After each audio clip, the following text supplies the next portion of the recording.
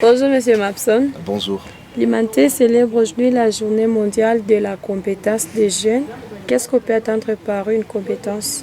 Pour moi, une compétence, c'est une aptitude de faire ou de ne pas faire quelque chose. C'est une aptitude de parler au nom d'une chose ou d'une personne. Ainsi de suite, c'est une manière en fait de défendre.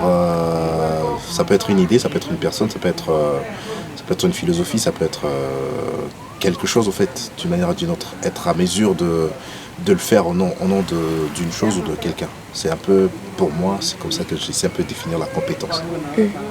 Alors les jeunes que vous encadrez, ils ont quel genre de compétences? Ils ont beaucoup de compétences. Des compétences dans beaucoup de domaines de la vie. À part ce que nous donnons comme l'écriture et comme l'art de la scène, c'est aussi des créatifs, si je peux dire comme ça. Des créatifs dont le style, par exemple, aujourd'hui, parmi nous, il y a de ceux qui font, par exemple, le maquillage de blessures ou le maquillage de brûlures. Donc le maquillage cinématographique, si on peut appeler ça comme ça. Il y a également de ceux qui ont fait la capacité de reproduire des chorégraphies. Donc une compétence à diffuser un message de plusieurs manières. De manière oratoire, de manière, je veux dire, scénique, comme j'ai dit. En fait, on organise par exemple un spectacle et puis il y a un message qu'on se veut fait de répandre, de donner par la voix, par les gestes, par les scènes, par le spectacle, mais aussi au fait par l'écriture, l'écriture qu'on peut transmettre d'une personne à une autre.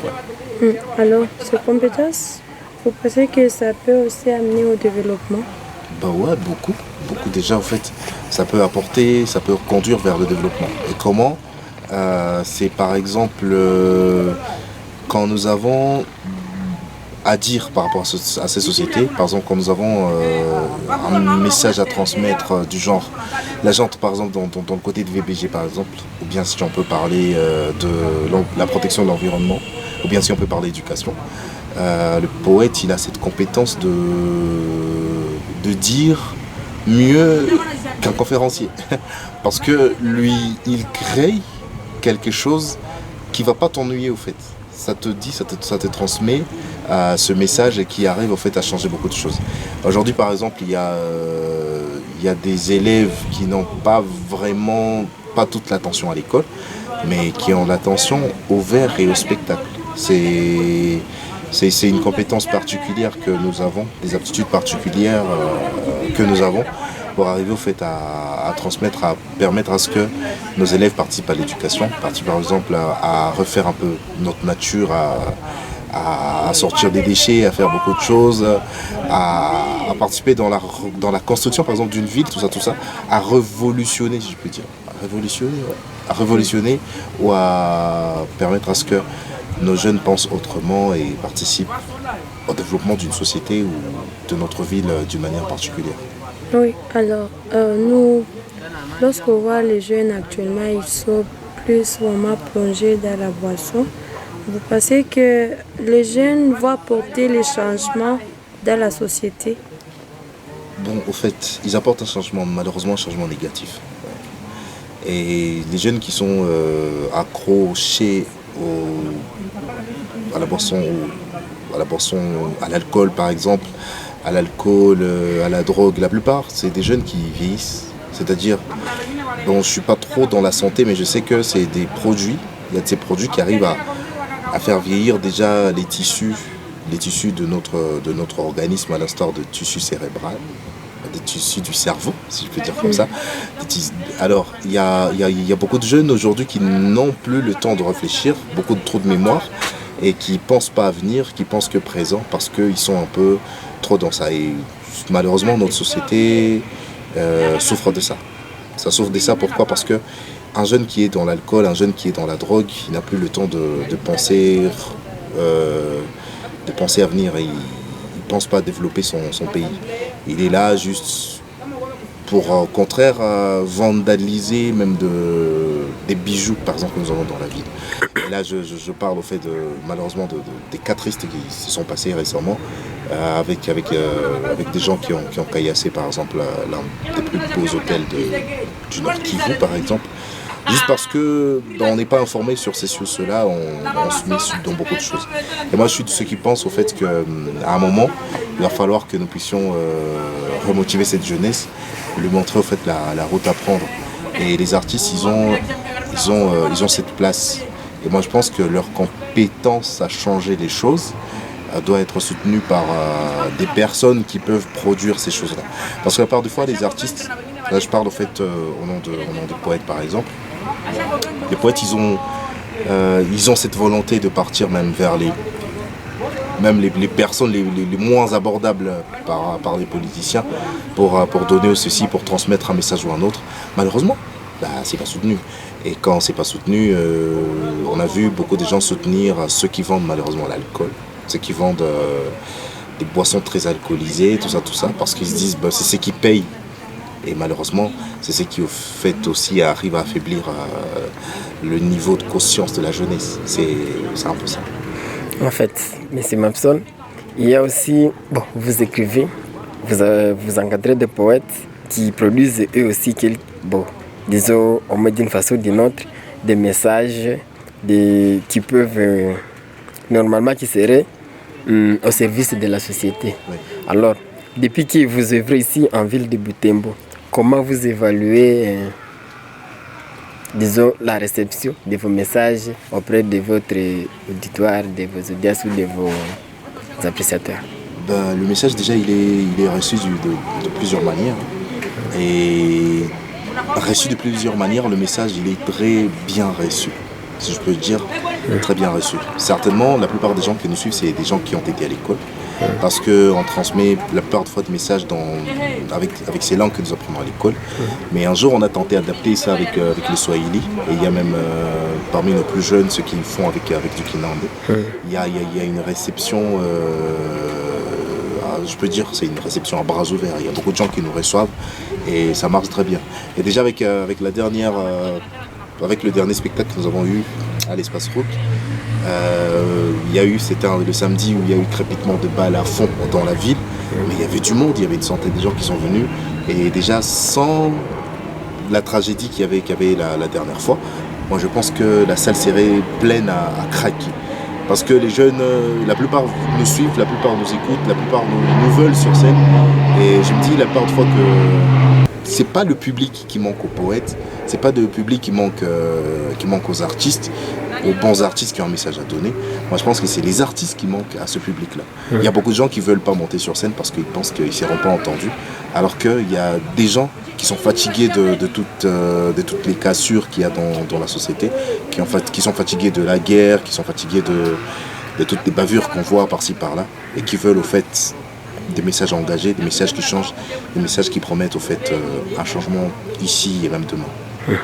Est-ce que vous sentez qu'il y a une influence de vos musiques sur ce que vous écoutez? Par exemple, vous chantez pour promouvoir la protection de l'environnement, ou peut-être encore changer pour que tout le monde s'implique dans la restauration de la paix. Et est-ce que les gens restent amorphes ou bien il y a quand même une certaine réaction? Ouais, il y a une réaction, et puis c'est une réaction un peu doublée, si je peux. J'ai dit on appelle ça comment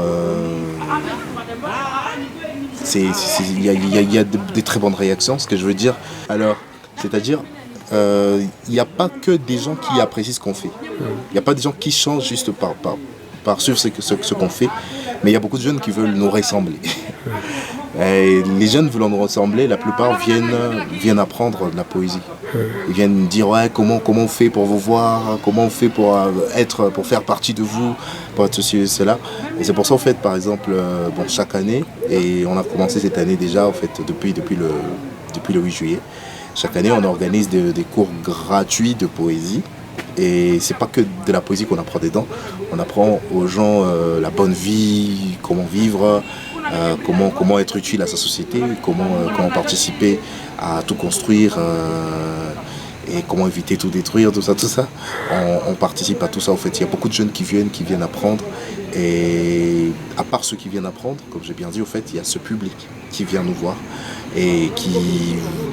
malheureusement peut-être, je sais pas trop, qui a beaucoup de promesses mais qui agit moins, Et je pense qu'ils n'ont pas assez de moyens pour le faire. Mais déjà pour tout le monde qui a des moyens, il y a toujours des jeunes, et une centaine de jeunes qui se battent pour que tout aille bien, qui essaient un peu de redorer l'image de la ville au national, tout comme à l'international, pour faire à ce que les choses s'arrangent et les choses marchent. Oui. Est-ce que vous êtes convaincu que les compétences que vous essayez de perfectionner là-bas contribueront au développement et à la restauration de la paix, parce que c'est le thème d'aujourd'hui? Je suis très convaincu. Je suis très convaincu. Déjà au fait que, bon, ici, quand par exemple on va dans des écoles, nous écoutons de nos poèmes qui sont scandés dans des écoles. Je crois que les enseignants, eux, ont compris le message que nous remettons dans la jeunesse.